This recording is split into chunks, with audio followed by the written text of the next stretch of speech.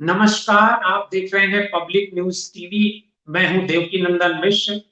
आज के DNM show में हम बात करेंगे एयर इंडिया के बिक्री की। क्या एयर इंडिया की बिक्री में धांधलेबाजी हो रही है? क्या किसी ऐसी कंपनी को एयर इंडिया की 100% हिस्सेदारी बेचने की कोशिश की जा रही है जो उस लायक नहीं है? या उस ट्रेड में पहले से ही वो बुरी स्थिति में चल रही है, उसके बाद भी एयर इंडिया की खरीदने की दौड़ में वो कंपनी लगी हुई है? ये बात मैं नहीं कह रहा हूं, ये बात भारतीय जनता पार्टी के सांसद, और मैं उनको एक अर्थशास्त्री के रूप में भी जानता हूं, डॉक्टर सुब्रमण्यम स्वामी। डॉक्टर सुब्रमण्यम स्वामी ने एयर इंडिया के विनिवेश पर बहुत सारे सवाल आज खड़े किए हैं, और उनके सवाल के साथ साथ ये जो पूरी विनिवेश प्रक्रिया है वो कटघरे में आ गई है, क्योंकि आज 15 सितंबर है। 15 सितंबर को एयर इंडिया की विनिवेश की जो बोली लगने की अंतिम तिथि है, और सुब्रमण्यम स्वामी ने डिमांड की है कि तत्काल इस बोली को रद्द किया जाए, क्योंकि जो कंपनियां इस बोली लगा रही हैं खरीदने के लिए, वो कंपनियां सक्षम नहीं हैं। वो एक तरीके से किसी और कंपनी को फायदा पहुंचाने के लिए ऐसा कर रही हैं। इस वजह से इस बोली में धांधली हो रही है।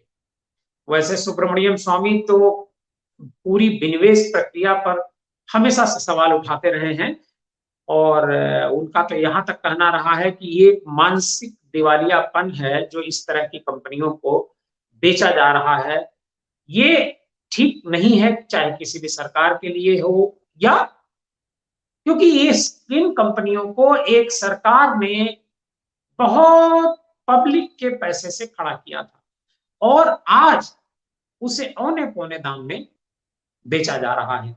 अब मैं आपको बताता हूं सिलसिलेवार कि आखिर सुब्रमण्यम स्वामी ने क्या क्या सवाल उठाए हैं।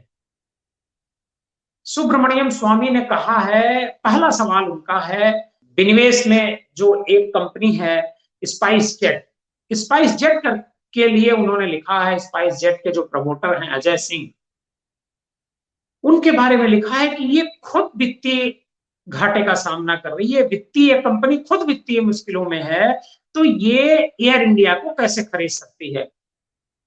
आप सभी को पता है कि आज की तारीख में स्पाइस जेट की उड़ानें काफी कम हो गई हैं, क्योंकि वो कंपनी काफी कर्जे में है और वित्तीय संकट झेल रही। ये हम सब के सामने है। जो बात सुब्रमण्यम स्वामी साहब कह रहे हैं, वो बात हम सबके सामने, हम सभी जान रहे हैं कि अजय सिंह बहुत मुश्किल में गुजर रहे हैं।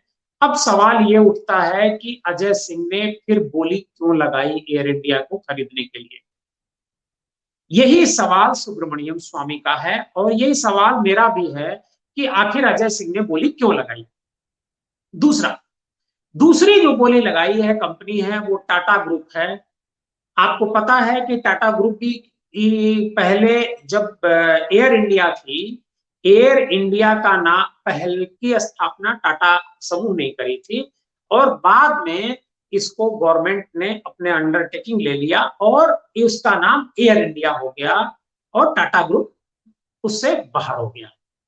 आज एक बार फिर टाटा ग्रुप एयर इंडिया को खरीदने के लिए उसने बोली लगाई, लेकिन एयर टाटा जो ग्रुप है, वैसे तो टाटा ग्रुप बहुत सक्षम ग्रुप है, देश का सबसे ताकतवर ग्रुप है, पैसे वाला ग्रुप है, हर सेक्टर में काम करता है, लेकिन वो जब जब एयरलाइंस में आया है तो टाटा ग्रुप को इसका नुकसान उठाना पड़ा है। टाटा कुछ दिन से एयर एशिया चला रहा है, तो एयर एशिया के साथ उसकी साझेदारी है, और जो विस्तारा है उसके साथ भी उसकी साझेदारी है। इन दोनों, ये जो एयरलाइंस है, इस एयरलाइंस की भी हालत उतनी अच्छी नहीं है जितनी अच्छी होनी चाहिए। फाइनेंशियल तौर पर जो लॉसेज है बहुत ज्यादा है। तो क्या एक लॉसेस बुक करने वाली कंपनी टाटा एक एयर इंडिया को खरीदने के लिए बोली लगा रही है? क्यों लगाएगी? ये सवाल सुब्रमण्यम स्वामी ने एक ट्वीट के जरिए पूछा है। सुब्रमण्यम स्वामी ने कहा है कि भाई आखिर कौन सी ऐसी मजबूरी है जिसकी वजह से ये कंपनी को ये देना पड़ रहा है। तो अब सवाल ये उठता है कि क्या जो नवरत्न कंपनियां हैं, जो कंपनी जिस तरह की जो कंपनियां हैं, उनको क्यों सरकार बेचना चाह रही है और क्यों ऐसा वो कर रही है। अब आपको बता दूं कि उन्होंने कहा जो सुब्रमण्यम स्वामी ने कहा है कि तत्काल इस बोली जो लगाई गई है, आज अंतिम तिथि है, बोली तिथि खत्म होने से पहले इसको तत्काल बोली को निरस्त किया जाए, रद्द किया जाए, क्योंकि ये बोली पहले से ही अवैध है। न्यूनतम आवश्यकता, उन्होंने अपने ट्वीट में लिखा है कि ये बोली पहले से ही अवैध है। न्यूनतम आवश्यकता 2 बोलीदाताओं की है और स्पाइस जेट वास्तव में एक बोलीदाता नहीं है, लिहाजा यह एक धांधली है। स्पाइस जेट के बारे में काफी लंबा उन्होंने लिखा है। यह भी लिखा है कि स्पाइस जेट बहुत बड़ी वित्तीय अनियमितता समस्या से घिरा हुआ है, वह किसी अन्य एयरलाइन को चलाने की स्थिति में नहीं है। स्वामी ने कहा कि ना ही स्पाइस जेट एयर इंडिया के साथ विलय कर सकता है। ऐसे में यह बोली फर्जी है और इसका कोई आधार नहीं है। उन्होंने जब स्पाइस जेट के बाद फिर टाटा पर भी बहुत सारे सवाल उठाए हैं कि वही एयर एशिया को लेकर के। मैं ये ट्वीट की बात बता रहा हूं, अभी तक जो मैं बता रहा था उसका सार बता रहा था। अब मैं पॉइंटर ट्वीट को करते हुए मैं बता रहा हूं कि क्या उन्होंने ट्वीट में लिखा है। तो उन्होंने लिखा कि टाटा योग्य नहीं है, वे पहले से एयर एशिया एयर इंडिया मामले में संकट में है और उस पर एक अदालती मामला भी चल रहा है। उनका कहना यह है कि मैं पहले भी नागरिक उड्डयन मंत्रालय को इसके बारे में बता चुका हूं, लेकिन लगता है मंत्रालय ने मेरे पत्र का संज्ञान नहीं लिया है। और सुब्रमण्यम स्वामी ने धमकी भी दी है कि अगर इस मामले में जो नागरिक उड्डयन मंत्रालय है अगर इस बोली को निरस्त नहीं करता है तो वो कोर्ट जाएंगे, अदालत जाएंगे और अदालत में इस मामले को रखेंगे कि ये एक धांधली हुई है, इस धांधली को रोका जाए, इसे टेंडर को निरस्त किया जाए। उन्होंने कहा है कि पहले भी वैसे वो इसको लेकर के कई बार सवाल उठा चुके हैं कि जो भी सार्वजनिक उपक्रम है उसे न बेचा जाए।